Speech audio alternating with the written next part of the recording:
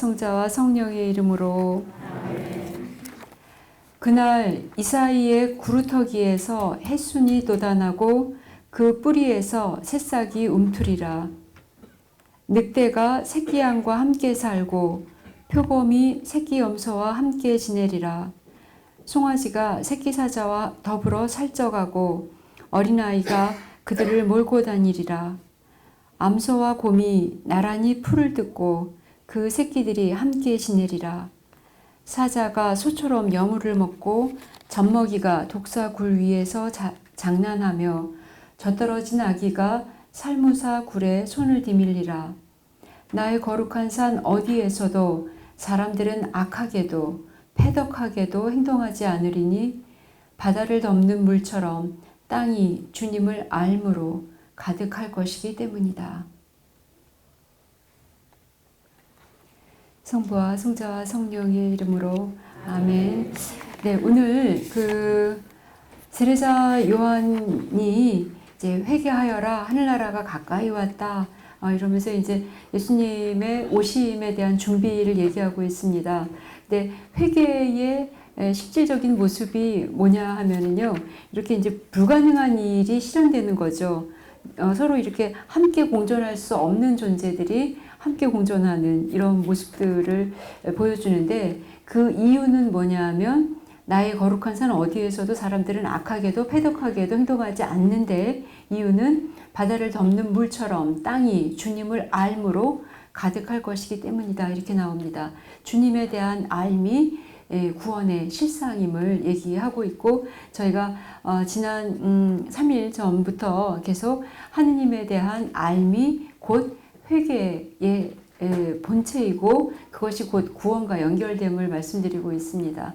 회개가 딴 게 아니라 새로운 인식을 갖게 되는 것, 그분께서 얼마나 살아계시고 얼마나 우리에 대해서 잘 알고 계시며 또한 우리에 대해서 얼마나 많이 계획하고 계신지, 그래서 그분이 진짜 주님이심을, 주인님이심을 아는 것이, 그걸 제대로 알아먹는 거, 그죠? 제대로 알아듣는 것이 곧 회개임을 말씀드리고 있습니다. 그래서 무엇을 하지 말아야 되겠다, 무엇을 어떻게 해야 되겠다라는 부차적인 결심들은 알미 전제되지 않을 때는 사실은 번번이 실패할 수밖에 없는 거죠. 근데 그 알미 전제되었을 때 이제 저절로 삶의 지평이 달라지는 이런 것들을 말씀드리고 있습니다. 그리고 성경은 전체적으로 다 하느님에 대한 알을 계시하고 있는, 그분이 어떤 분인지 열어서 보여주고 있는 책임을 이렇게 말씀드리고 있습니다. 지난 시간부터 이제 모세오경에 대한 얘기를 저희가 같이 공부를 좀 했어요. 그래서 모세오경은 사실은 전체적으로 봤을 때 이야기 부분과 법조문 부분이 함께 이렇게 혼합되어 있고요. 이 이야기 부분과 법조문이라는 고유한 장르를 선택하게 된 것은 고대인들의 의식 안에서 가장 잘 알아듣고 가장 매혹적으로 느끼며 가장 잘 필을 느끼게 하는 방식이 설화로 얘기했을 때 혹은 법조문으로 얘기했을 때 가장 잘 알아듣기 때문에 이런 방식들을 그대로 가져왔음을 설명을 드렸습니다. 그래서 할라카 부분, 즉 법조문 부분에서도 보면 여러 법전들이 함께 공존하고 있는데, 법조문 자체가 왕창 들어온 건 아니에요. 어떤 계약법전이라는 것에서 필요한 부분들이 이렇게 발췌되어서 삽입되어 있고, 그 다음에 무슨 성결법전, 그 다음에 신명기 법전, 제강계 법전, 이런 법전 중에서 어떤 부분들이 이렇게 인용되어 있는 겁니다. 이렇게 부분 이렇게 어떤 부분들이 들어와 있는 이런 식으로 되어 있다고 말씀을 드렸습니다. 그러면 이 모세오경이라는 토라라는 이제 아주 가장 중요한 책이고 베이스가 된다라고도 할 수 있는 이것이 어떻게 제작 과정을 겪게 됐는지 좀 말씀을 드리겠습니다. 어저께인가요? 그저께인가요? 제가 탈무드가 딴 게 아니다. 모세 오경에 대한 일종의 해설서다라고 말씀드렸고요.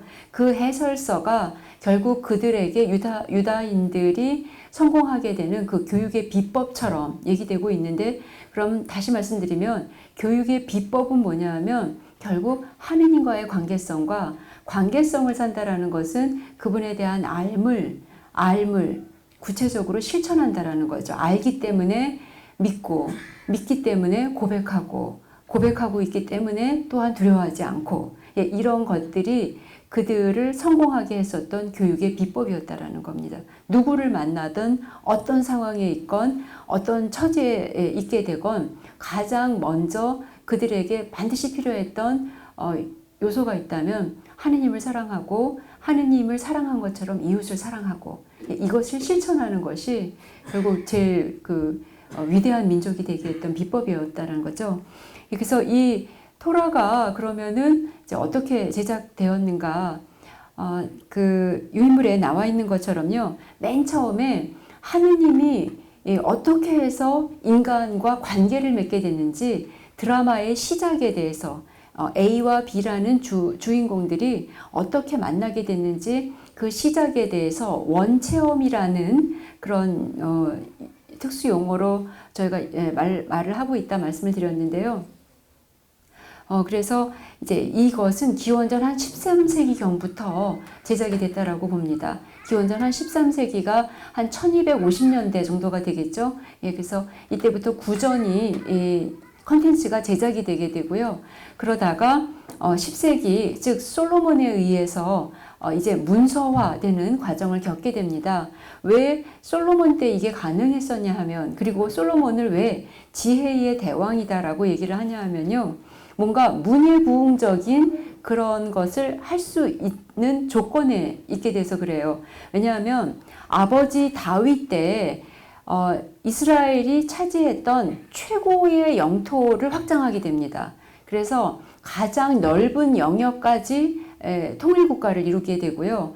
그래서 솔로몬은 운 좋게도 더 이상 전쟁을 하지 않아도 되는 조건 속에 있게 되는 거죠. 그래서 다윗 때는 사실은 이런 문예부흥이라든가 뭔가 르네상스를 일으키기에는 실질적으로 싸워야 되는 부분들이 너무 생존해야 되는 문제들이 있었던 거예요. 근데 어느 정도 생존이 확보된 다음부터는 이제 어떻게 하면 우리가 좀 더 세련돼질 수 있을까? 우리가 좀 더 공부할 수 있을까? 이제 그렇잖아요. 이제 초창기에는 생존을 위해서 무지 노력을 해야 됐다면 이제 어느 정도 먹고 살만 하면은 그 다음에는 이제 교육에 신경을 쓰게 되죠. 이제 솔로몬을 그래서 지혜의 대왕이다라고 얘기하는 것은 실제로 머리가 좋아서도 그렇겠지만 지혜 그러니까 문예부흥 정책, 이것을 썼기 때문에 그렇습니다. 그리고 그것을 어떻게 벤치마킹하냐 하면 이집트의 르네상스를 가지고 와요. 그래서 이집트의 예를 들어서 쉽게 말하면 행정고시제도, 뭐 무슨 고시제도 같은 것들을 가지고 오고, 그래서 어떻게 하면 일종의 뭐 사관학교라고 해야 될까요? 이제 그래서 행정팀이나 아니면 사법팀이나 이런 어떤 팀에 들어갈 수 있는 인재들을 양성하는 서기관 학교라는 것을 만들게 됩니다. 그리고 이 학교는 이제 그 이집트의 어떤 모델을 그대로 벤치마킹 하는 것이죠. 그래서 이제 그 학자들을 양성하게 되니까 그들에 의해서 이제 문서화 작업이 시작이 되고, 그래서 솔로몬 왕실의 후원을 받은 이 인재들의 작품을 저희가 야훼계 문헌이라고 합니다. 모세오경 공부하실 때 야훼계 문헌, 엘로히계 문헌 다 들어보셨죠? 이 사람들의 신학적 작품이 뭐냐 하면 자기네들이 그러니까 이제 뭐라고 할까요? 자기네들이 죽어도 잊으면 안 되는, 잊을 수 없는 그런 어떤 실질적인 체험이 있었다는 건데, 이스라엘이 어떤 신을 만났다는 거죠. 근데 그 신의 이름이 뭐냐? 야훼다. 야훼는 무슨 뜻이냐 하면 나는 있는 자다. 존재한다.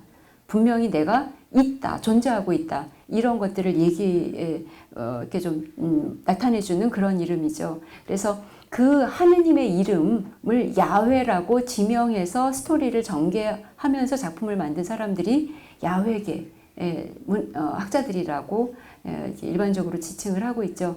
그 전에는요, 전능하신 하느님, 아브라함의 하느님, 야곱의 하느님 이런 이름으로 불렸을 뿐이에요. 근데 야훼의 저자들에 의해서 바로 아브라함의 하느님, 야곱의 하느님, 이스라엘의 하느님이 누구냐? 야훼다.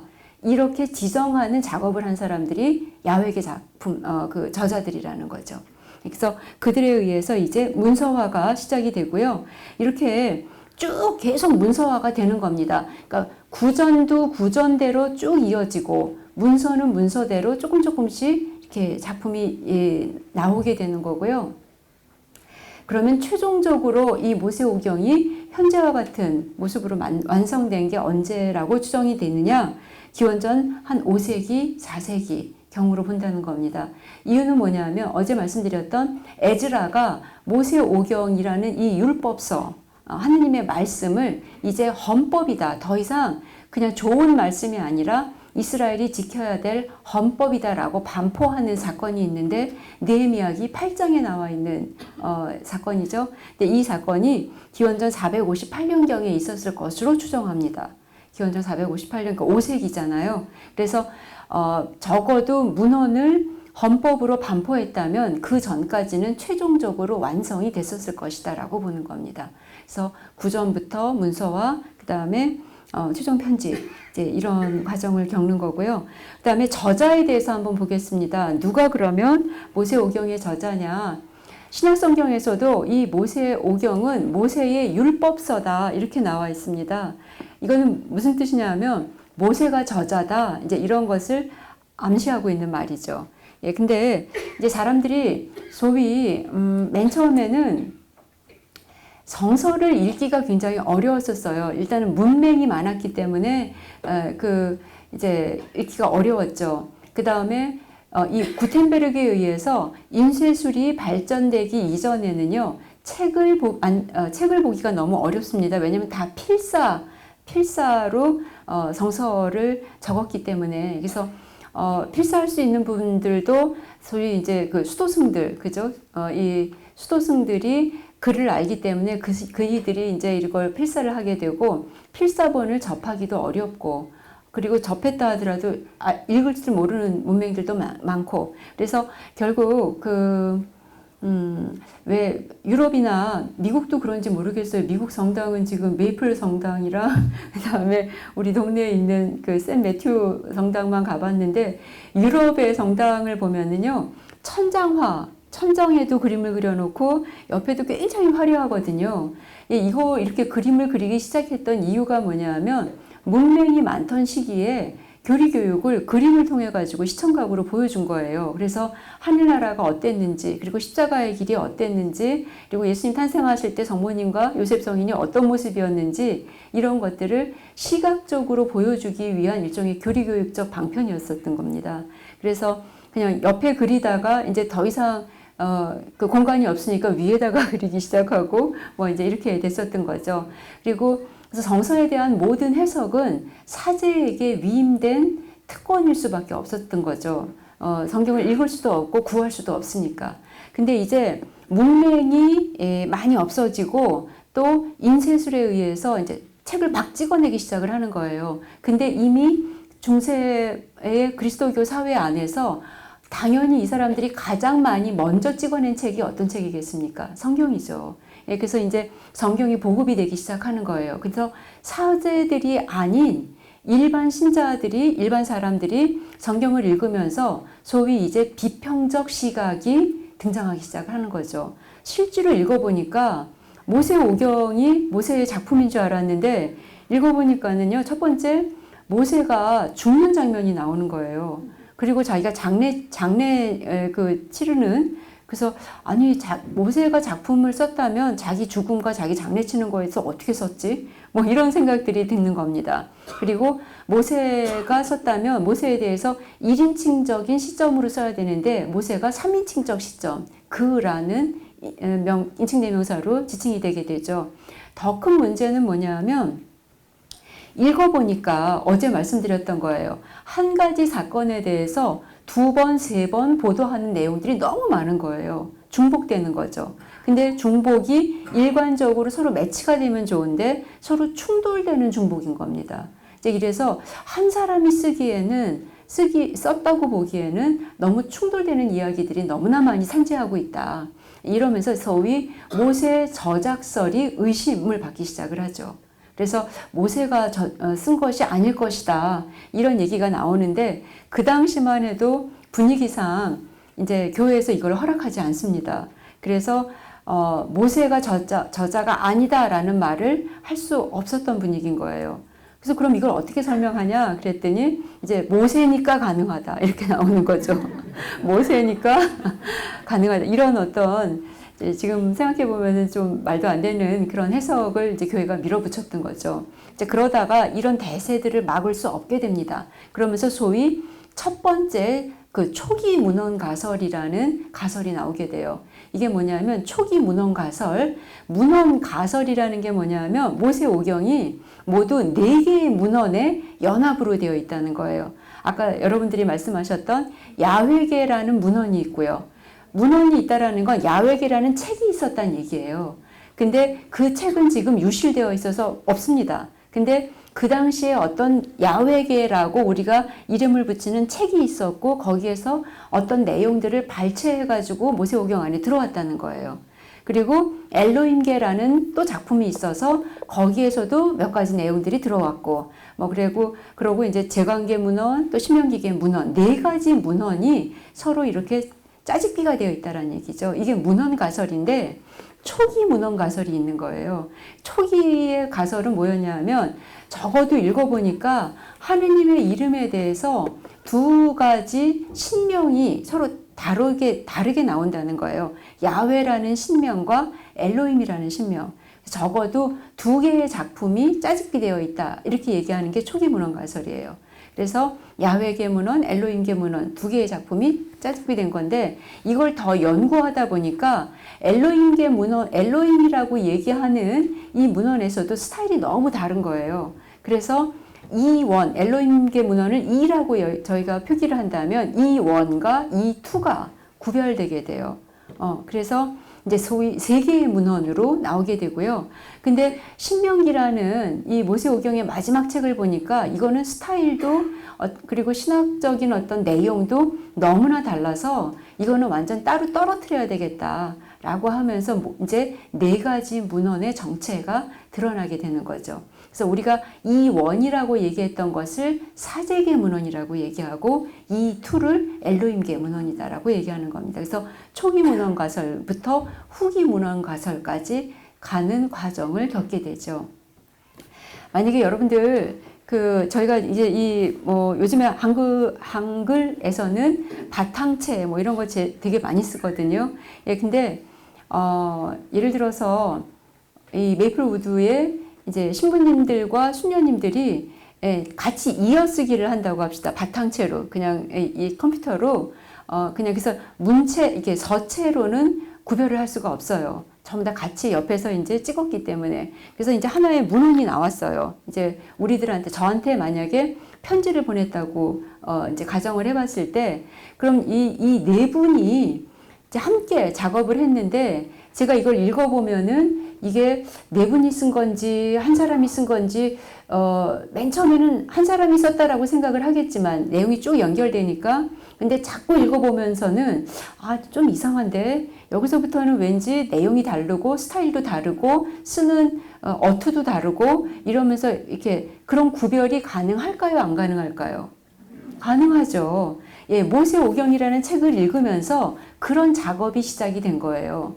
그러니까 이제 쭉 읽으면서 여기에는 이건 분명히 이경 신부님이 쓰신 거다. 왜냐면 그분이 쓰시는 스타일과 그분의 생각이나 이런 것들이 있겠죠. 그래서 여기까지는 분명히 이경 신부님이 쓰셨는데 여기부터는 왠지 큰 수녀님이 쓰셨겠구나. 그럼 여기서부터는 다시 이경 신부님이 쓰셨네. 여기서부터는 김영민 신부님이 쓰시고 여기 마무리는 다시 큰 수녀님이 하셨네. 이렇게 하나의 문헌이지만 그 문단을 자르는 거죠. 자르는 이유는 뭐냐 하면은, 아무튼 쓰는 단어가 이경 신부님은 그 나이 또래의 사람들이 쓰는 단어를 쓸 거고요.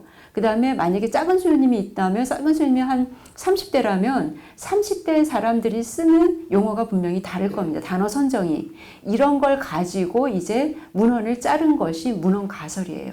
그래서 여기서부터 여기까지는 야외계문헌, 여기서부터 여기까지는 제관계문헌이 들어가 있네. 그러니까 그래서 만약에 창세기 1장을 쭉 읽어보면서는요, 반복되어 있고 굉장히 절도 있게 되어 있고, 그렇게 절도 있기 때문에 사실은 재미가 없고, 예, 이런 거라면 이거는 분명히 사제들의 작품이다라고 보는 거예요. 너무 재미가 없고 건조하고 뭐 이렇게 돼서, 그래서 창세기 1장은 사제계의 작품이다라고 제가 추정하고 있죠. 근데 2장부터 들어가면은 굉장히 아기자기하고 오히려 이렇게 생동감 있게 들어가고, 그래서 이거는 사제들의 작품이 아니고 오히려 근데 하느님의 이름을 야훼라고 부르고 있으니 이거는 야훼의 작품이구나. 이제 이렇게 지금 그래서 이런 비평학이 19세기부터 시작이 되는 거죠. 그래서 문헌 가설이라는 가설이 이제 거의 정설처럼 지금 내려오고 있고, 제가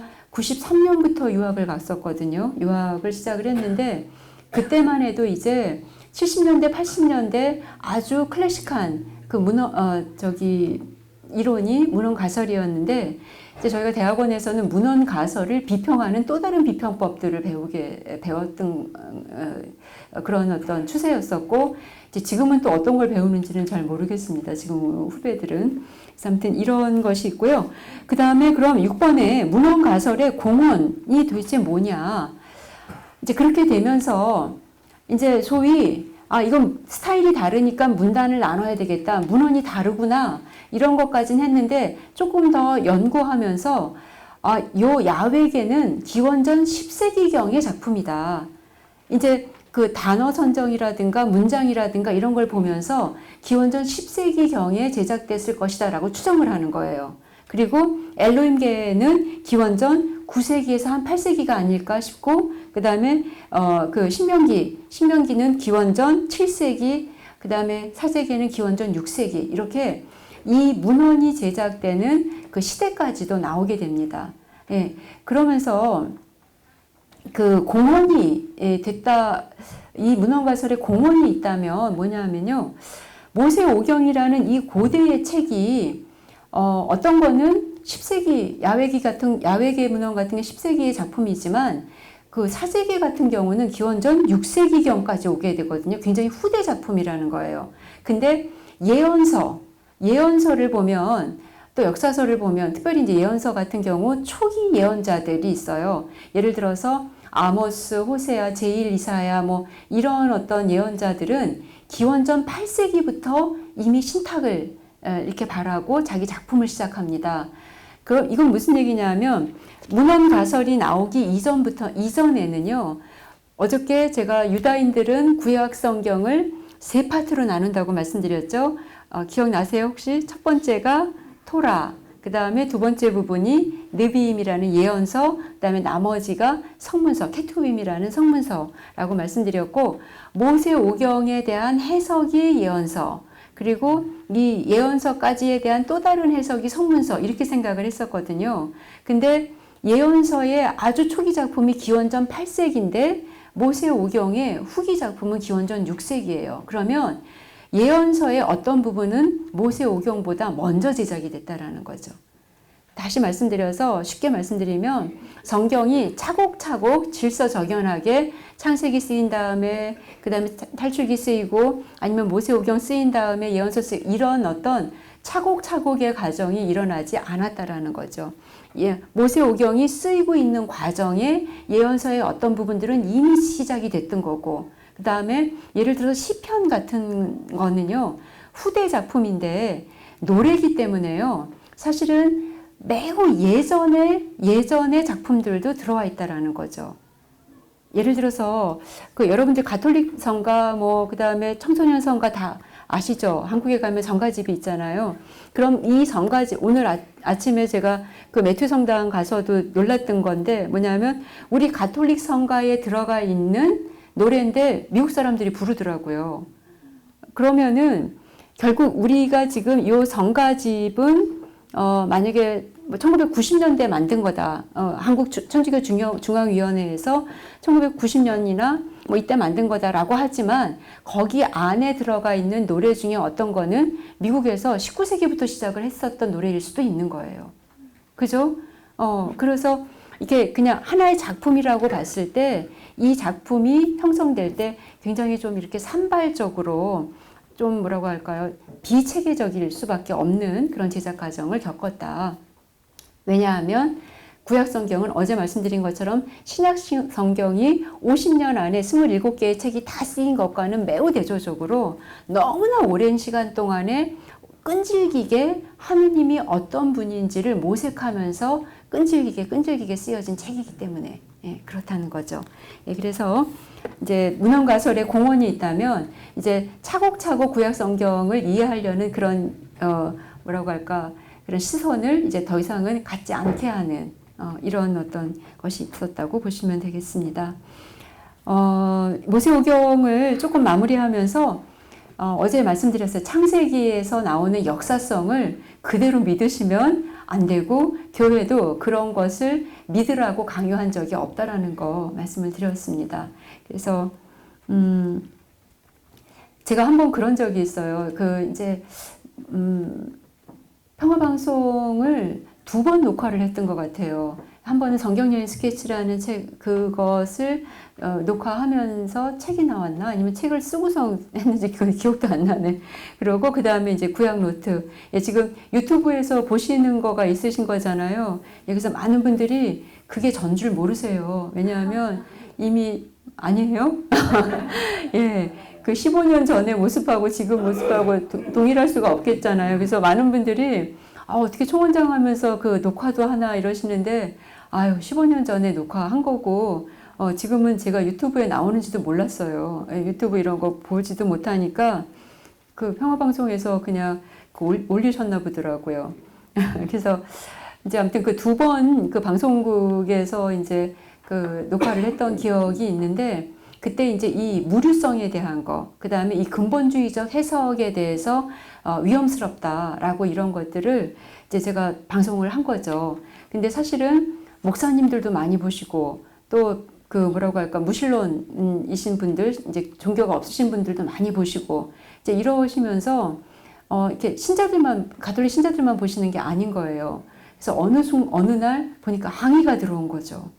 어떤 분이 아니 수녀님이 돼가지고 이렇게 그 성서 말씀이 이렇게 그냥 다 진리고 다 팩트고 다 이렇게 맞아야 되는데 거기에 대해서 윤리적으로도 문제가 있을 수 있고 뭐 이런 식으로 얘기를 하니까 이제 너무 분노하신 거예요.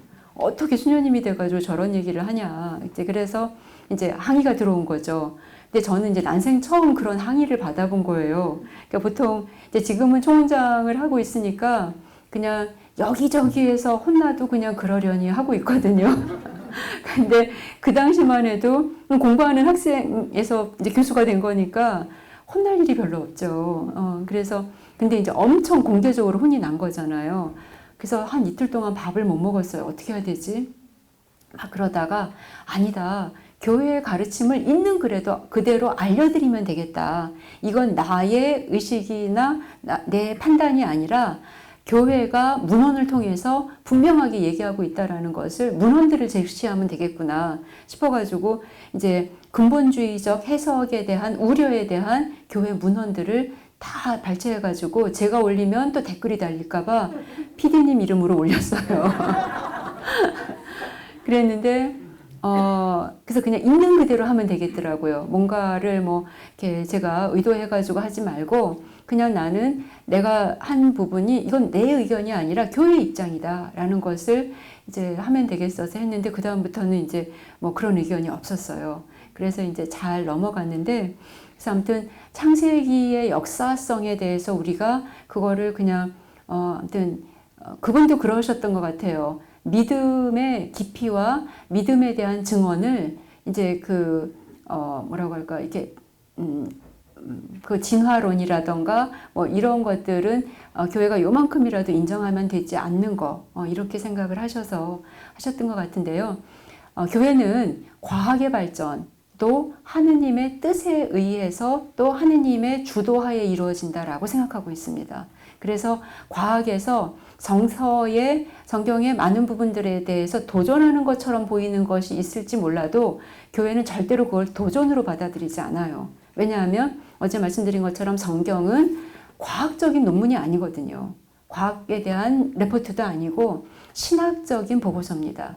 그래서 우리가 그 부분에 대해서 분명한 그 인텐션을 가지고 있기 때문에 그래서 과학적으로 이걸 도전이라고 해도 우리는 도전으로 받아들이지 않는 거고 모든 과학과 인류의 정신의 발전 안에서는 하느님의 주도하심이 반드시 있다라고 저희가 긍정하고 있기 때문에 충돌을 저희가 뭐라고 할까요? 충돌을 할 이유가 없는 거죠. 예, 충돌이라고 보지도 않거니와. 예, 그래서 창세기는 그런 부분들을 인식을 하시면 좋을 것 같고요. 그 다음에 탈출기 같은 경우도 그러니까 창세기와 탈출기는 대부분 이야기로 되어 있었어요. 그러니까 법조문이 안 나온다는 거죠. 근데 시나이에서 계약을 맺은 다음부터 계속해서 나오는 게 법조문입니다. 특별히 이제 계약법전부터 시작이 되는데요. 그러면 왜 이렇게 모세오경에 지루하게 법조문이 많이 나오냐? 이유는 이거예요. 계약을 맺으면 거기에 대한 약관들이 나오잖아요. 법들이 나오죠. 만약에 엄마 아빠가 결혼을 하셨으면 결혼이라는 이 계약을 지키기 위해서 해야 될 그 조항들이 있는 거죠. 그걸 어기면 계약을 파기하겠다는 거잖아요. 그죠? 마찬가지로 어쨌든 어떤 그 계약이라 하더라도 이 계약이 체결된 이후에는 어떤 조항들이 지켜야 될 항목들이 나올 수밖에 없습니다. 그래서 탈출기 후반부와 레위기, 민수기, 신명기는 법조문으로 되어 있는 거예요. 예, 그래서 근데 특별히 이 법조문에서 많이 얘기하고 있는 게 전례에 대한 거예요. 전례. 그래서 결국 왜 그러면은 이 계약과 전례가 함께 연결되어 있나 이런 것들이 궁금하실 수 있는데요. 그리고 오늘도 이 귀한 시간에 일요일 나오셔서 미사를 하셔야 되잖아요. 그죠? 예. 근데 이건 뭐냐면 전례는 다른 게 아니라 기억과 기념이라고 보시면 되겠습니다. 내가 그 계약에 성실하려면 내가 어떤 계약을 맺었고 어떤 신혼으로 살겠다고 맹세했는지 기억하고 기념할 필요가 있는 거죠. 엄마가 그래서 이제 결혼기념일이나 이런 것들이 하나의 이벤트가 아니라 내가 지금 어떤 삶을 살고 있는지를 기억하고 기념하기 위해서 결혼기념일도 있으시고 이러는 거잖아요. 예, 그런 것처럼 왜 우리가 전례 규정들을 강조할 수밖에 없었냐 하면 전례를 통해서 이스라엘이 누구냐? 하느님만을 왕으로 섬기고 다른 어떤 것도 왕으로 섬기지 않겠다라는 것을 기억하고 기념하기 위해서 전례가 있는 것입니다.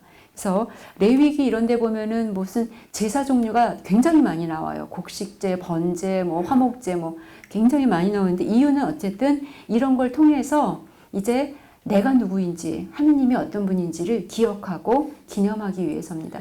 여러분들이 묵주기도도 하시고 성시간도 하시고 미사도 하시고 성물도도 때론 하시고 이런 모든 전례 행위들을 하시게 되는데 치성을 바치기 위해서 전례 행위를 하시는 게 아니라 그 전례를 통해서 내가 누구인지 그래서 계약에 성실하게 하기 위한 기억과 기념의 자리다라고 보시면 되겠다는 거죠. 특별히 영어에서 미사를 서비스라고 하는 거 맞죠? 그러니까 리터지라고도 하지만 미사를 서비스라고도 하죠. 예, 근데 그게 맞는 게 히브리 말에 유다인들의 말에 전례를 아보다라고 하는데요. 아보다. 이게 뭐냐면 뭔가를 섬기다라는 동사에서 파생이 됐어요. 그래서 전례는 기억과 기념이면서 뭔가에 대한 섬김입니다. 근데 노예적 섬김이 아니라 반드시 삶을 전제로 한 섬김이에요. 삶을 전제로. 그래서 서비스라고 얘기하는 거죠. 그래서 내가 하느님이 어떤 분인지를 정확하게 알았기 때문에 자발적으로 뭔가를 서비스하는, 미사를 드리는, 이게 이제 전례다라고 보시면 될 것 같습니다. 그리고 레위기 같은 책도 이제 다 법전으로 되어 있어요. 그래서 이제 좀 지루한 책인데 특별히 그 성결법전이라는 부분이 많이 들어가 있는데 거룩함을 유지하기 위해서는 어떻게 하라 이제 이런 어떤 조항들이 들어가 있는 법전입니다. 거룩함에 대한 얘기가 많이 나오죠. 많은 분들이 맨 처음 시간에 말씀드린 것 같아요. 성당을 왜 다니시나 그랬더니 이제 왠지 거룩함이 느껴지는 거죠. 그 거룩함을 통해서 마음의 평안을 느끼고 이러는 건데 거룩함도 연출된 거룩함은 오래가지 못하죠. 예. 이제 항상 생각하는 게 뭐냐면 매일매일마다의 마음과 매일매일마다의 사소한 일상들이 엮여졌을 때 거대한 역사가 이루어집니다. 어마어마한 그 걸작이 작품이 나오게 되는 거죠. 그래서 그냥 아무런 기도를 하지 않다가 일요일 날만 크게 이벤트를 하면서 뭐 밴드 부르고 가수 부르고 뭐 이렇게 해가지고 미사를 화려하게 하더라고요. 오늘 우리 그 옆에 백인 성당에. 근데 제가 좀 충격을 받았어요. 그 노래를 엄청 잘하는 예쁜 가수가 나와가지고 노래를 부르는 거예요. 근데 그 노래에 뭔가 분위기를 맞춰주는 것이지 저는 그게 전래 거룩함이라고 느껴지지가 않더라고요. 미국은 다 그런가요? 잘 모르겠어요. 이제 수녀원에서 와서 그런지 모르겠는데 노래를 잘하건 못하건 매일마다 규칙적으로 하느님을 찬미하는 공간, 하느님을 기억하고 또 우리가 누구인지를 기념했던 그 공간에서 주는 거룩함과 그냥 어마어마하게 노래 잘하고 예쁜 가수가 나와서 그리고 그러니까 오르간도 치고 피아노도 치고 이제 이런 또 피아니스트가 있더라고요. 같이 이렇게 하고 그리고 이제 신부님도 이제 굉장히 막 이렇게 뭐라고 할까요? 정말 그 열정적인 연설을 하시는데 이게 하느님 말씀에 대한 해설이 아니라 본인의 스피치인 거예요, 그냥. 그래서 너무너무 정신이 하나도 없네. 이제 이러고서 미사를 하는데 또 갑자기 배가 아파서 빨리 그냥 이렇게 그 영성체 하고 나서 불이 나게 나왔는데요. 거룩함이라는 거는요, 어떤 분위기나 이런 것으로 연출되는 게 아닙니다. 그래서 매일마다 어떠한 규정들을 지킬 때 니네들이 거룩함을 유지할 수 있다라고 어떻게 보면 매우 지루하게, 근데 좋게 얘기한다면 매우 섬세하게, 매우 사소하게, 상세하게 그걸 다 알려주시는 거예요. 예, 그래서 이게 거룩함인데요. 그래서 일단 거룩함의 뜻이 무엇이냐? 그 한국말로 거룩함이다라고 번역되는 히브리 말의 어원은 뭐냐 하면 이렇게 별제되는 거예요. 별제. 이렇게 따로 떨어뜨려 놓는 겁니다. 그래서 축성이라고 얘기하죠. 이제 이 축성, 거룩하게 특별히 이제 축복을 하는 이 축성 행위에 대해서 얘기를 하는데 사물일 수도 있고 또 어떤 장소일 수도 있고 사람일 수도 있어요. 그래서 이렇게 축성된 거룩하게 된 이런 사물이나 사람이나 이런 어떤 공간이나 이거는요 하느님을 위한 서비스여야만 돼요. 그래서 예를 들어서 사제들은 하느님으로부터 이렇게 축성되죠. 교회로부터 축성되죠. 이분들은 아무리 좀 그래도 하느님의 일을 하는 사람으로 따로 이렇게 별제된 분들입니다. 그래서 이건 다른 말로 하면 하느님의 일을 안 하고 다른 일을 하면 문제가 되죠. 그리고 만약에 여기 이제 미사 때 쓰시는 컵 이렇게 그릇들 있죠. 이거를 성합, 성작 이렇게 얘기를 하는데요. 이거랑 여러분들 그 주방에 있는 컵이랑 다 컵은 컵이에요. 컵인데 요 미사 중에 쓰는 컵은 축성을 받은 거예요. 그래서 따로 별제되었습니다. 그래서 여기 여러분들이 나 이거 정당에 보니까는 그 컵이 금으로 이렇게 도금이 되어 있고 무지 멋있던데 내가 거기다가 와인을 좀 마셔야 되겠어, 콜라를 마셔야 되겠어, 이거 됩니까? 안 됩니까? 안 되죠. 왜? 하느님의 일에만 서비스 되게끔 되어 있는 거예요. 그리고 만약에 그래서 예를 들어서 그래서 이제 옛날 한국 같은 데서는 아파트도 새로 이사 가면은 거기에 이제 그걸 축성해 달라, 그다음에 차도 축성해 달라, 이제 이런 얘기들을 많이 하시는데 축성이라는 단어보다는 그냥 축복이 맞죠. 왜냐하면 축성해달라 그러면 여러분들이 차 새로 뽑으셨는데 축성해달라 그러면 정당 차로 내놓으시겠다는 뜻이에요. 하느님의 일로만 쓰여져야 되기 때문에. 아니면 아파트 축성해달라 그러시면 그거는 정당 공소처럼 아니면 이렇게 그 장소로 한다라는 거. 그러니까 거룩하다, 축성, 성이라는 말이 들어가면 이렇게 별제됨입니다. 예, 근데 그거가 하느님한테만, 아니, 그 사제들에게만 들어가는 게 아니라 사실은 여러분들이 세례를 받으면서 모두 다 축성되셨어요. 사제들만, 물론 아주 특별하게 그분들은 이제 하느님의 일을 하는 분들이시지만, 그래서 사제들은 인호를 받으시죠. 기름으로 도유를 하게 돼 있는데, 수녀들은 기름으로 도유를 안 받아요. 그래서 사제가 갖는 그 품위를 가질 수가 없죠, 저희는. 근데 그럼에도 불구하고 세례를 받은 모든 사람들은 세례 때 축성되었습니다. 그래서 거룩하게 살라는 것은 우리 모두에게 주어진 의무이면서도 또한 권한이기도 해요. 예. 그러면 이제 문제는 이거죠. 거룩하는 것은 따로 떨어뜨려야 되는데 우리가 수녀님들도 아니고 이렇게 세속에서 사는 사람들이 어떻게 따로 떨어뜨려서 그렇게 삽니까? 그런 생각을 하실 수 있는데요. 성경을 이렇게 읽어보시면 수녀들처럼 따로 떨어져 사는 사람은 등장도 안 해요. 예수님도 그냥 일반 사람이시잖아요. 이제 아주 온전한 인간이시면서 온전한 하느님이셨던 거죠. 그래서 그냥 결국 수녀들처럼 살아라 이걸 요구하는 축성이 아니라요. 그냥 일상에서 살면서 하느님을 아는 사람으로 구별되라는 거예요. 그래서 어디 이렇게 술집에 가셔도 하느님을 아는 사람으로 구별이 되셔야 되죠. 그냥 막 하느님 없는 사람처럼 그렇게 막 하시면 안 된다는 거죠. 가지 말라는 게 아닌 거예요. 일상을 살아가라는 거예요. 그래서 예쁜 옷도 입으시고 뭐 어떤 거 하고 싶은 거 하시고 다 하라는 거예요. 하지만 거기에서 하느님을 아는 사람으로서 행동하라는 거죠. 이게 거룩함이에요. 그래서 뭔가 아주 깨끗하고 아주 정결하고 뭐 이런 것들에 대한 추구가 아니라 그냥 제가 말씀드렸잖아요. 가장 먼저 복음을 수혜받은 정말 그런 사람들은요.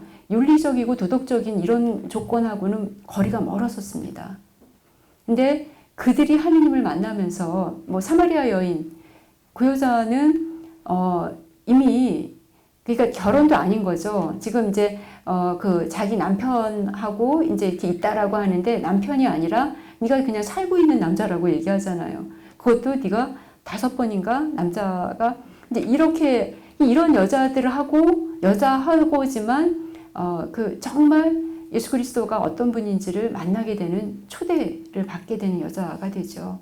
예, 그래서 거룩함과 우리가 일반적으로 생각하는 그런 어떤 아주 그런 정결함과 사실은 구별이 좀 돼요. 하느님이 성경이 얘기하는 거룩함은 굉장히 좀 다른데요. 모든 인간이 체험하게 되는 그 모든 것에서 예외가 되지 않으면서도 하느님을 아는 사람으로서의 추구, 이게 거룩함입니다.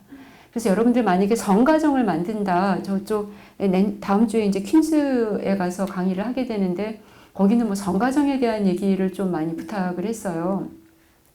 그래서 이제 성가정 얘기를 어떻게 해야 되나.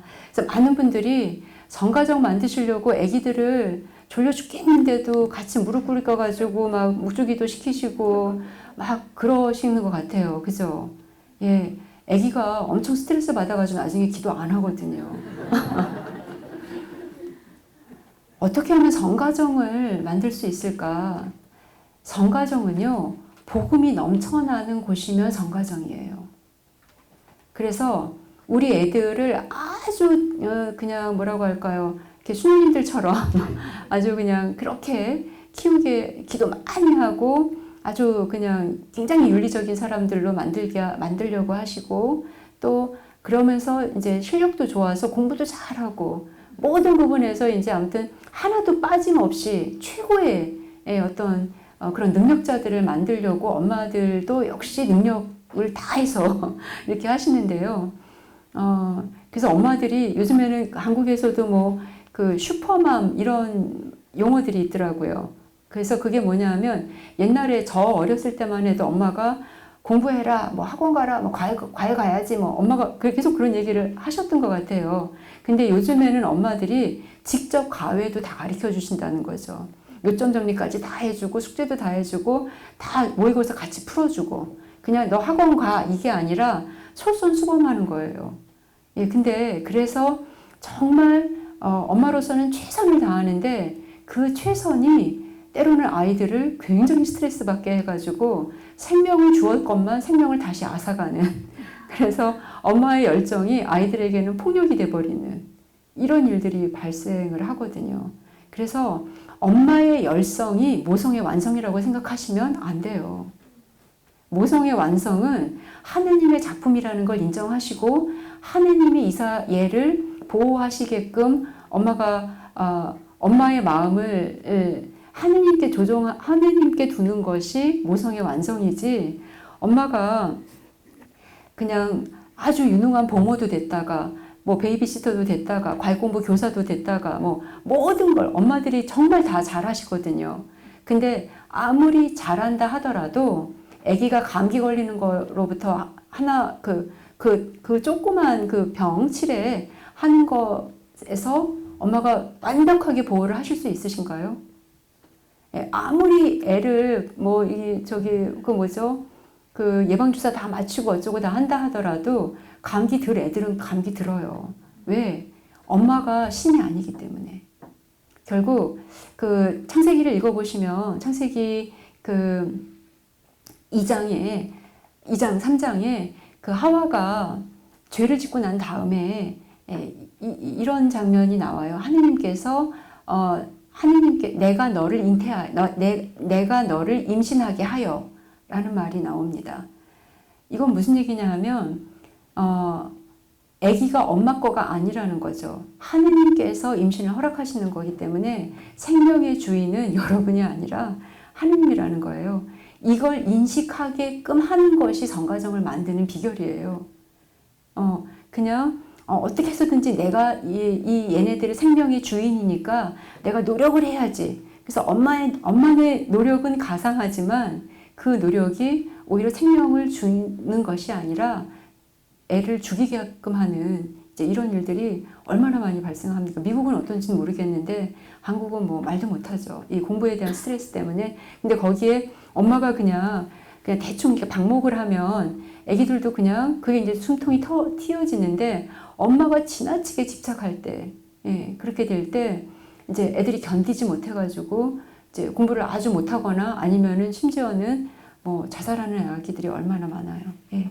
그래서 성가정은 최고의 인물들을 만들어내는 것이 성가정이 아니라 아들이 서울대 갔대, 뭐 아들이 뭐 어떻게 돼, 하버드 갔대, 뭐 이러면 역시 성가정이야, 뭐 이렇게 생각하시면 안 돼요. 그게 아니라 애가 공부를 잘 못해 왔어도, 애가 하다못해 꼴찌를 해왔어도 얘가 뭐라고 할까, 하느님으로부터 받은 생명 안에서 분명히 하느님의 보상이 있을 거예요. 그것을 정말 자존감을 가지고 살아갈 수 있게끔 격려하는 것이. 그래서 때로는 실패했어도 그 실패가 그렇게 크게 문제가 되는 것이 아님을 알려주는 곳이 성가정이죠. 그래서 꼴찌를 했어도 한번 그런 거 해볼 필요도 있다. 이렇게 한다거나 뭐 아니면은 이혼을 해서 이제 뭐 계속 이제 힘들어하는 게 그거잖아요. 가정이 파탄되는 경우들이 많이 있는데 결국 그렇게 됐을 때 그러면 절대 뭐는 안 돼, 안 돼, 이렇게 하는 것이 아니라 그래 한번 뭐 그럴 수도 이혼을 이제 교회에서는 문제 삼긴 합니다. 우리 가톨릭 교회에서 문제 삼기는 하는데요. 조금 이제 그런 극단적인 일이었던 것 같기는 한데 아무튼 원하지 않는 어떤 일들이 벌어졌을 때 그럴 수 있어. 괜찮아. 그러고 한번 체험해 봤으면 이제 괜찮은 거지. 그렇게 되기까지 정말 마음고생 심했다. 잘했다. 잘 견뎠다. 라고 얘기해 줄 수 있는 것이 복음이 그 안에 있는. 그래서 하느님께서 그 공동체 안에 현존하시는, 하느님이 현존하셔야지만 당신의 덕으로 우리가 거룩하게 되거든요. 우리가 노력해서 거룩하게 될 수가 없어요. 어제 말씀드렸잖아요. 이 사람들이 정말 갈망하고 있을 때 하느님이 오셔서 그분의 빛으로 우리의 어둠이 없어지는 거지, 우리의 노력으로 우리가 어두움을 걷어낼 수가 없어요. 그래서 거룩하게 되는 가장 첫 번째 요건은 그분께서 우리 안에, 내 안에, 우리 공동체 안에, 우리 가정 안에 현존하실 때만 가능한 거예요. 그분의 능력으로 가능해지는 게 거룩함이지 내 노력으로 거룩하게 될 수가 없어요. 예. 그래서 결국 거룩한 공동체, 거룩한 가정을 만드시기를 정말 원하실 것 같은데, 그 비법은 뭐냐 하면 하느님께서 의도하시는 뜻을 읽어내고, 그거는 어떤 상황에서도 믿고 사랑하고 격려하고 배려하고 이런 겁니다. 그런 것이 다른 사람들과는 다르게 하느님을 믿는 사람으로 구별되는 것이, 그게 별제됨이고 그게 거룩함이에요. 그래서 레위기를 읽어보시면 사실은 굉장히 이렇게 지루한 내용들로 되어 있지만, 그런 지루함이 결국엔 뭐냐, 하느님을 우리 공동체 안에 그러니까 당연히 현존하시지만 우리가 그것을 거두어가지 않게끔 하는, 우리가 발견하지 못하기 때문에, 하느님을 발견하지 못하기 때문에 그런 것을 하지 못하게 하는 법들을, 그래서 거룩함을 유지하게끔 하는 법들이 들어가 있는 게 레위기입니다. 민수기 같은 경우는, 민수기 그야말로 숫자예요. 그 민족의 숫자가 제시되고 있는데, 그만큼 이제 어저께 말씀드렸죠. 모세를 통해 가지고 이스라엘 민족이 형성되는 이야기가 이제 민족의 창조로 얘기되고 있다 말씀드렸는데, 민수기가 거의 이제 끝판이거든요. 신명기는 모세의 죽음에 대해서 얘기하고 있기 때문에 마지막인데, 민수기라는 숫자가 무지 많이 나옵니다. 이거는 거의 민족의 행정력이라던가 민족의 어떤 시스템이 이제 거의 완성에 이르렀음을 보여주는 그런 건데, 이런 어떤 내용들 안에서 많이 강조되어 있는 게, 겉에 외형의 어떤 그 시스템은 구축이 되는데요, 이스라엘 내부 안에서 이게 준비가 안 되는 거예요. 그래서 끊임없이 모세를 의심하고 자기네 하느님을 의심하고, 그래서 모세를 심지어는 죽인 다음에 자기네들이 다시 이집트로 가려고 하죠. 그러니까 탈출했지만 하느님의 알에 대한 부족이 여전히 이집트에 매이게끔 하는 거죠. 그래서 어떤 장소적인 이탈, 장소적인 아니면 외적인 조건으로부터의 탈출이 진정한 해방으로 이루어지지 않아요. 이미 이집트를 나왔음에도 불구하고 이스라엘은 여전히 이집트에 종살이를 하고 있는 거, 다시 돌아가려고 하니까. 결국 하느님에 대한 암만이 이스라엘을 진정으로 해방하게 하는 겁니다. 그러니까 우리가 이 조건만 바뀌면, 그래서 이런 어떤 외적인 시스템만 바뀌면 내가 해방될 것이다. 한국의 노조가 굉장히 심하잖아요. 그래서 어딜 가나 지금 제가 장상연합회, 한국 여자 수도자들의 장상연합회 일도 하고 있는데, 그러다 보니까는 현장에 이렇게 나가야 될 때가 많이 있어요. 노조 하시고 이제 그런 시위 현장에. 근데 한편으로 보면 여러 조건들에 대한 어떤 개선을 요구하시거든요. 근데 조건이 개선이 됐는데 다시 또 노조가 또 형성이 되죠. 왜냐하면 더 나은 조건을 요청을 하니까. 그래서 조건의 개선이 곧 해방이나 자유나 어떤 구원이나 이것으로 직결되지 않는 거죠. 조건의 개선보다 더 중요한 것은 내 마음 안에 하느님이 어떤 뜻을 가지시고 지금 이런 일들을 하고 계시며 여기서 요구하시는 것이 무엇인지를 의미를 파악하는 것이, 그 알을 아는 것이 오히려 조건이 개선이 되지 않았는데도 불구하고 내가 오히려 해방을 느끼게 하는, 이 존엄을 느끼게 하는 이런 일들이 되기도 합니다. 그래서 민수기에 등장하는 여러 반역 행위들은 결국 알의 부족에서 나오는 것이다 라고 보시면 되겠습니다. 자, 이렇게 해서 모세오경 아주 중요한 책이지만 이제 이런 내용들로 이루어져 있습니다. 그 다음 두 번째 저희 파트는 두 번째 파트는 역사서죠.